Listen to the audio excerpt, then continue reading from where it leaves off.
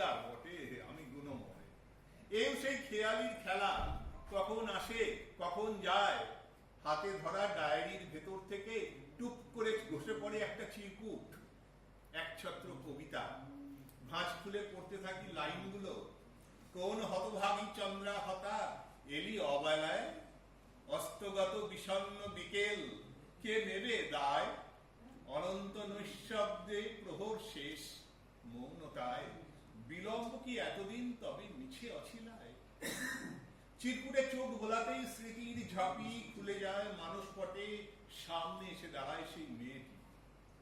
এবার মঞ্চে শুধু ওর পালা, ওকে মঞ্চে ছেড়ে দিই।